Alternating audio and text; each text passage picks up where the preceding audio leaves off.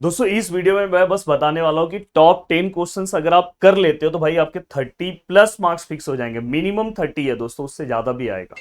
और मैं आपको सजेशन देना चाहता हूं कि सबसे पहले आपको स्टैटिस्टिकल टेक्निक और प्रोबेबिलिटी पे ही सबसे पहला फोकस करना चाहिए। अगर आपने इसके ऊपर फोकस किया तो आपका बहुत आसानी से फिर आप बाकी के पार्ट को अगर आप कवर करते हो तो आप अपने पेपर के लिए एक अलग लेवल का आपके अंदर कॉन्फिडेंस आ जाएगा। तो मैं आपको बोलना चाहता हूं कि सबसे पहले आप Carl's Pearson coefficient of correlation का ओनली वन सम सॉल्व करो। अगर आप मेरे डिटेल लेक्चर्स या क्रैश कोर्स के लेक्चर्स को देखोगे, और ऑलमोस्ट दोस्तों मैंने बोल दिया क्रैश कोर्स हमने 499 में ला दिए।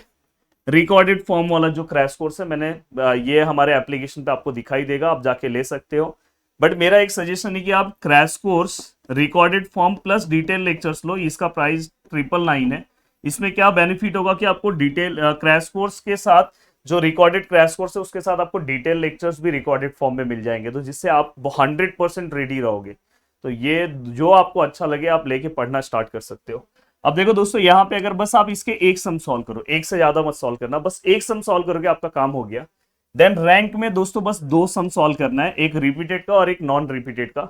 लाइन ऑफ रिग्रेशन में दो सम सॉल्व करना है दोस्तों। देखो इस वाले पेपर में, देखो 24 वाले में और 23 दिसंबर में रिग्रेशन का अलग क्वेश्चन था, यहाँ अलग है। मैंने दोनों टाइप के क्वेश्चंस क्रैश कोर्स में भी कवर करा है, डिटेल लेक्चर्स में तो और भी सम सॉल्व करा है।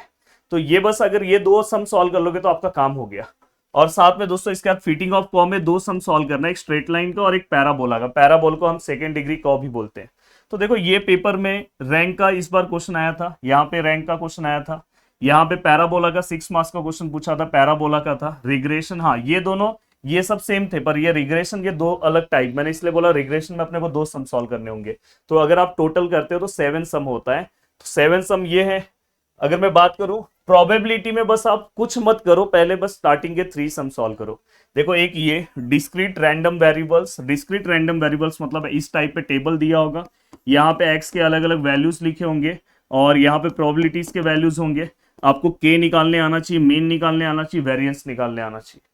देन दोस्तों इसके बाद आपको ये कंटिन्यूस रैंडम वेरिएबल्स जो हमें इस तरह से पता चलता है, तो ये वाला पार्ट आपको अच्छे से रेडी करना है। ये दोनों में से 100% एक सम आपको दिखाई देगा, कभी कभार दोनों आते, ये ध्यान रखना। जैसे इस वाले पेपर में दिसंबर वाले में दोनों सम पूछा गया था और साथ में मोमेंट जनरेटिंग फंक्शन, तो मोमेंट जनरेटिंग फंक्शंस का भी मैंने आपको सम सॉल्व कराया, बस वो सम सॉल्व करके चले जाओ। यहाँ पे अगर आप देखोगे 11 मार्क्स का क्वेश्चन पूछा गया था, बट यहाँ पे 18 मार्क्स का। तो अगर आप ये 18 और क्योंकि आपका दिसंबर का पेपर है, ये देखो ये 12 और 5, अगर आप यहाँ पे 17 कैलकुलेट करते हो तो मोर देन 30 ऐसे ही हो रहा है, पर मैं मिनिमम 30 लेके चल रहा हूँ। जैसे अगर मैं इस पेपर की बात करूँ तो ये 18 है और कभी कभार इसमें से दो क्वेश्चन अगर आ गए तो मैं इसलिए 30 मार्क्स लेके चल रहा हूँ। कम से कम 30 मार्क्स तो आपका क्लियर हो जाएगा अगर आपने इतनी चीजें कवर की। और अच्छे से अगर आप करना चाहते हो तो आप हमारे एप्लीकेशन से जुड़ सकते हो। अगर आप यूट्यूब से कर रहे हो तो कोई दिक्कत नहीं, यूट्यूब से भी आप कवर कर सकते हो।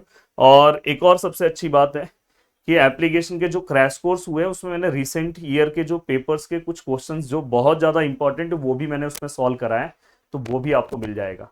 जय हिंद दोस्तों।